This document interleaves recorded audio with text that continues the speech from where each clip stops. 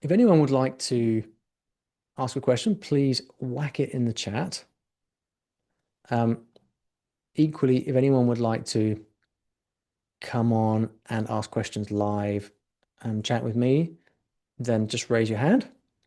I just ask that please let's keep questions concise, um, so that we can get through as many as possible. Uh, Again, remember we have the full Q&A session on Thursday to do any deep dives. So let's go to Phil. Hey man, Hey Ali, how are you? I'm doing well. Thank you so much. Actually, I didn't really have a question. I just wanted to add on something as a technique in case anybody finds it useful. If any of you take sales calls, take the closed sales transcripts and put that into this avatar creator as well to help come up with it because those are successful sales of like a high ticket item. That could be helpful to anyone as well. We've been doing that and it made a big difference. And now our YouTube videos focus on the people who spent the most money with us in some sense, like the same needs and pain points and, you know, all that good stuff. So just wanted to give that advice in case anybody does any sales calls and wants to add that in. Yeah, that's good. That's great advice. So just generally with this GPT, what I would say is basically the more you can upload, the better, right? So I would say like go back to your successful sales calls, your customer surveys, like everything. I mean, one of the things, so inside my program Elevate, I have a new training that's all about AI copywriting. And one of the first thing that I get everyone to do is really go deep on gathering all of this rich customer data and creating a knowledge base from it. Because the more that you put in, like you just have to do it once and it's there forever. So yeah, customer surveys, emails you've received, sales call transcripts, um, comments on your YouTube channel. Yeah. And then I suppose the other thing is the more that you can take data from actual customers rather than non-customers, the better, right? The best data you can use is data from people who've actually given you money in the past. To Phil's point about taking the transcripts from successful sales calls. So yeah, Alison, good to see you. There you go. Hi, how are you? Hey. Um, I have an avatar question, and let me know if this is like kind of too specific about my particular business. But as you know, I work with moms on hormonal health, but in different seasons of life, from postpartum kind of through preschool and through perimenopause. When I'm thinking about the avatar, I feel like I have kind of two angles I could use, and I need to decide on one. Should I be thinking like zeroing in on moms at any stage, but that have hormone issues and thinking about really hyper targeted demographics and who that person is, and thinking more about just like the symptoms that cross over all of those stages and really focus there? Or should I focus on like just a postpartum mom and everything that has to do with that and have that be almost like an entry point into my world and just focus there? Does that make I think sense? I think the real question is how do you create this feeling of, oh my God, I can't find this anywhere else. This is made for me. Yeah. Now, if you can create that feeling, that reaction from creating content from all these different avatars, then great. Okay. But I would say, I mean, let me ask you the question. Do you think you can? I think I can, particularly if I kind of use my packaging more on the symptoms rather than this season. I guess that's like the core of the question is when I'm trying to train the YouTube algorithm, will I try to train it based on symptoms that are related to hormones that can expand, across different areas, or should I try to train the algorithm on like I'm the postpartum dietitian? I think both could work. I Just, guess like just maybe repeat it's the question. Just repeat the options again one more time. yeah. So like for example, I talk a lot about postpartum anxiety or anxiety related to hormones. So I could make content based on a symptom like that. And within videos, I could talk more about like, okay, it's related. We're looking at this hormone change. If you're postpartum, here's some information here. If you're perimenopause, here's some information here on it. Or I could just kind of narrow in on one season. So this is a That really makes sense. important thing. You need to talk. to the avatar about what they're experiencing, and Hmm. they might be problem aware but not solution aware, right? So, and this is kind of outside my area of expertise, as you know, you know, uh, your niche, but um, you have people who are unaware, they're not even aware of their problems. Then you've got people who are problem aware, and then you've got people who are solution aware. Most people are not solution aware, meaning they know they have a problem, they're feeling tired, they're feeling depressed, but they don't know why. And they certainly don't know what the solution is. What I would say is that I would want to go as specific as possible based on the avatar, not the solution, not the problem, not the solution. So, for example, if you're saying, and I might be getting, tell me if I'm getting this wrong, but if you're saying, I'm going to talk about hormone stuff, and there are three different avatars who might find this useful, that for me is not ideal because um, because then you're not able to speak to one person in their exact language. I would rather Hmm. you pick one of those people and then talk about various different problems that they have, because Got it. then you're going to be able to create this sensation of, oh my God, everything that Alison says is describing me to a T. And that's the thing we're looking for. So I would really start by going so specific that just like this one person, and here there might be a choice to be made on your side from a business perspective. Mhm. Like who's the person that tends to work with me the longest, gives me the most money, all of that. And I think you just make a call and you say do that and go for that. Um, so I would Okay, go by great. one specific avatar rather than a general problem. Okay, great. That really helps. Thank you. Good. Good.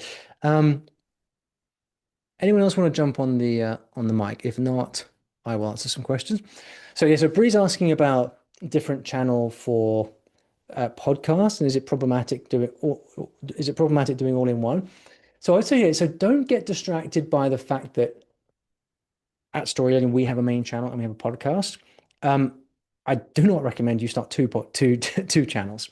The reason that for us, the reason we're starting a podcast is because we can and we have the resources to do it. We're also quite experienced at YouTube. So, um, so generally what I would say is, you know, the thing about a podcast is it's naturally middle of funnel, right? Because you're not doing it for discovery. You're talking about meaty topics. It's naturally middle of funnel. So I'd say if you already have a YouTube channel, then don't change it. Stick with that, but look for more of this middle of funnel content. If you already have a podcast, but you don't have a YouTube channel yet, I would say, well, keep it simple. Don't give yourself too much work. Just create the YouTube version of the podcast. I think that makes perfect sense as a place to start. Um, my buddy Jay Klaus did this. He has had a podcast since forever, and he added YouTube to the podcast, and it just took off. So keep it simple for yourself. Um, Bree, did you want to jump on and do a follow up? You got your hand raised. If not, no worries. Yeah, yeah, I did. Actually, it's a totally different question. It's regarding Okay, my avatar. sure. So as you know, I work with women over 40 who are trying to, build their music career. Yeah. Um, but I also have my high ticket program, which is called Message Driven Musician. So that's kind of like a subset of those people who are really wanting to use their music to like get a message out there. Yeah. So it's like a subset of the avatar, and the message driven could also be men as well. So I'm trying to figure out, should I be focusing more on talking specifically to that gender, or should I talk to message driven female artists, and then it would be the broad people would come in too, because of course I have the membership, which is for female artists. Yeah. So I think it's a similar answer on like how do you create this content that people go, oh my God, this is amazing. Um, if Now I know you have men and women signing up for your program, um, in which case, if it's kind of an equal balance and there's nothing in it really, then I think you can talk to both. I think that's fine. Um, Well, I mean, my membership is for women, so and I have a podcast for women. So like most of my brand is for women. I'm like I wouldn't like be upset if a man signed up for message driven musician, but those aren't my avatar, I guess. Yeah. Well, then if that's the case, then what we're talking about here is that the reality is that you have the vast majority of your audience who are women, Hmm. and so great, we have lovely specific avatar here, right? Um, Hmm. but essentially what you're saying is, should I forego the power of speaking directly to this avatar as a woman because there may be some men sign ups at some point? And I would say absolutely not, because Okay. avatar is all about making choices and it's all about sacrificing the few for the good of the many, right? Right. And I guess it's And like, should I speak only to message driven women or should I speak to women and some of the content is specifically talking to those people that have a specific message they want to get out there? well, I mean, I I think you speak directly to your key avatar. I mean, what you got to remember is that well, if we just because we might make content with a specific message, like let's say you make content that talks about message-driven people, it Hmm. doesn't mean that you repel other people, right? You're also going to attract people who might not be sure if it's Right. if it's message-driven. Like it's not a clean cut as that. What tends to happen is when we get specific as content creators, then we become more appealing and more authoritative because people look at our stuff and say, ah, this person has an angle. They have something unique, which is why I think I would say have the courage to go directly for that. If I were you, I would go directly for that high ticket avatar. I mean, if that's the part of the business that you want to grow, then I'd say let's go Okay. right for that person Okay. directly. And I can talk about other subjects and still bring in the message driven. I can talk about releasing your music and then it's like, how would you do this from the perspective of a message driven musician? Yeah, exactly. I think in Okay. reality, you're going to be talking about all of these things, like Spotify and all of that. Um, Right. I think what's key here is that you talk about all the things that your high ticket avatar would need to know. Got It's it. just that like when we've got the avatar, right, it's not that what we don't do is start out every video saying, if you're a message driven musician who wants to blah blah. No. It's more about like the avatar, we communicate with the avatar through the words and phrases we use as part of our script, right? Mm, So as we're okay. telling stories and as we are just teaching, we drop in things um which resonate with our avatar, right? So it doesn't Right. It's have to more be. like talking about situations that they would be in. Like you were saying, someone who wants to order milk or whatever, buy milk and they don't know how. That's describing a situation. So I could describe a situation they might find themselves in. Yeah, I think you might be conflating like content with avatar. So content is you're going to be Mm, creating lots of different types of things. Like for example, I would teach YouTube and then I teach copywriting and then I teach these are all different skills and different things. But it's all within this wrapper of build a business that you love as an educator that makes you loads of money without taking up your whole life. Right? Like the right. message is like consistent, even though I'm teaching all these discrete topics. Okay. I think I got the sense of it now. I just wanted to kind of make Yeah. sure the more how pinpointed. Yeah, absolutely. Um, Thanks, Brie. A quick question from Alex, and I'll come to Nicole. So, Alex asking, what if you're not too familiar with your avatar, having some experience with them, knowing it's a promising target audience, but not having a vast knowledge base of them? So, I mean, so Alex, I think like this is where so I mean, first of all, in a general business sense, it's really important that you start to get that.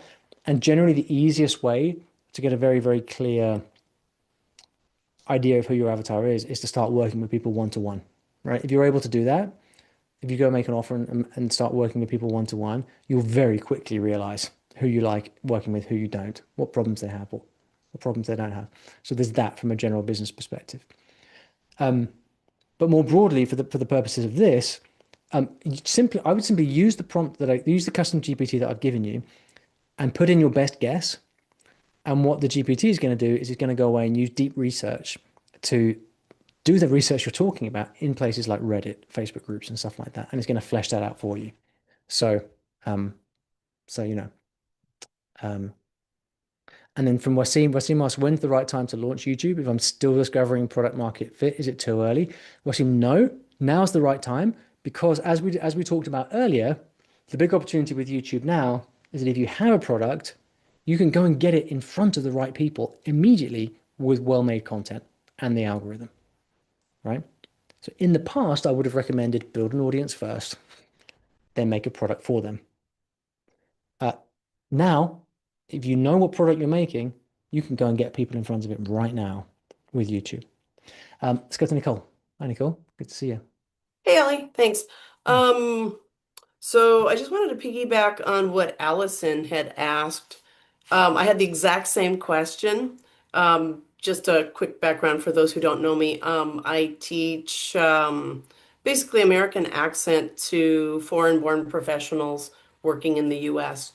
So I have subsets of people that all have the same commonality, that they all want to speak more clearly and more confidently in English.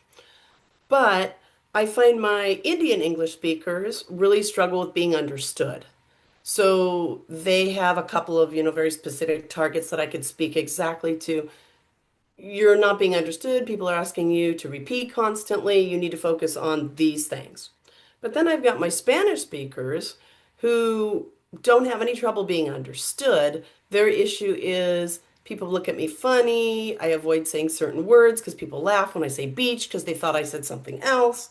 So I have, right, they all suffer from the same kind of thing, the lack of confidence, the lack of clarity, that kind of get in the way of trust and that sort of thing.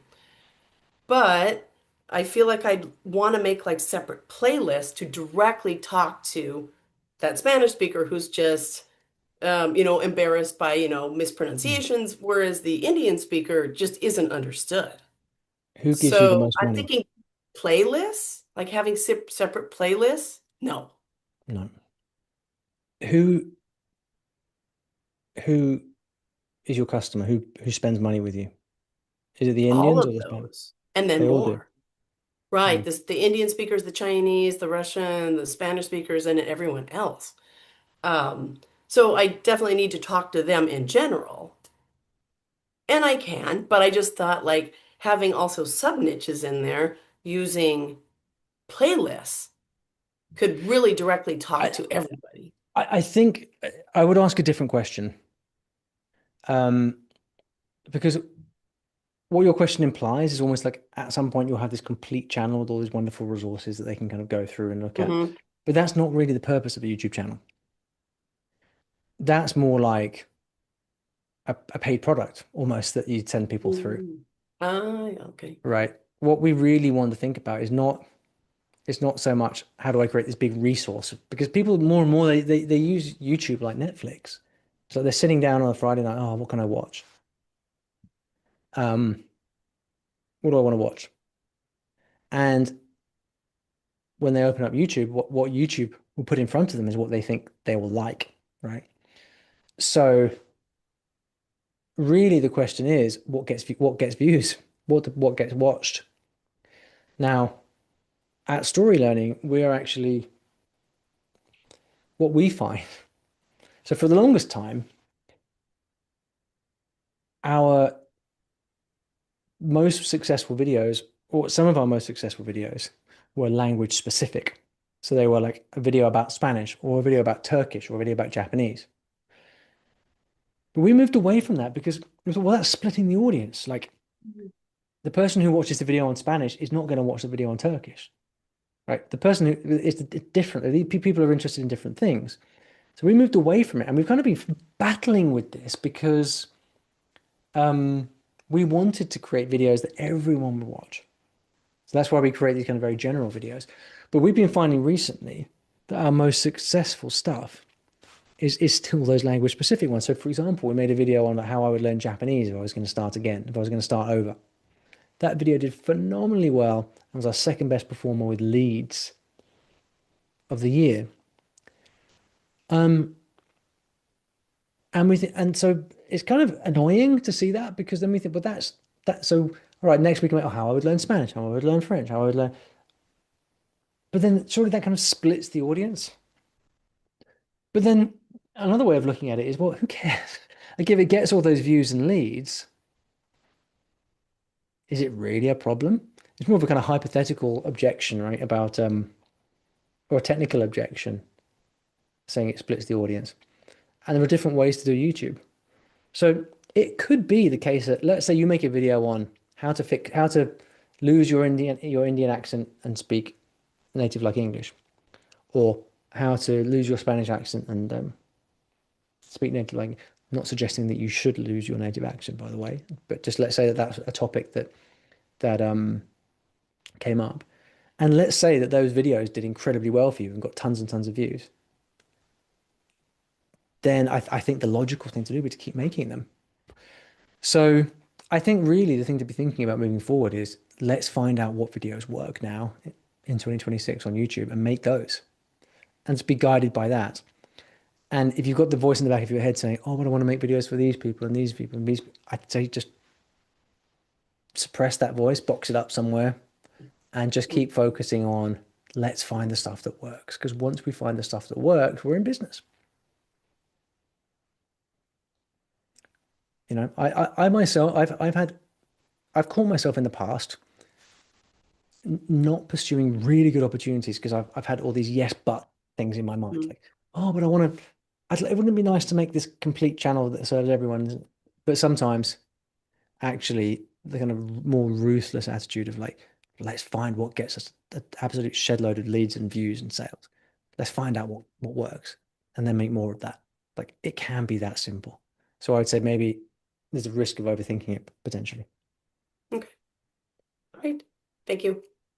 You're very welcome. Any more questions, guys? Feel free to, I'm going through the chat. I'm not seeing anything.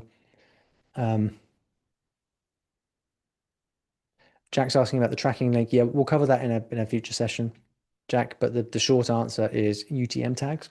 So every link you have anywhere on your YouTube will have a unique UTM tag. In fact, Jack, inside Elevate, there's a training called How to Track Every Dollar in Your Business. Go and watch that. That's the I'll be giving people that training later on in the course, but you can watch that because it's inside Elevate. Okay, lots of people saying thanks for the session. Cool. I think that's it, guys. Then in that case, any more questions? Oh, Wasim, yeah, Wasim, come on the mic.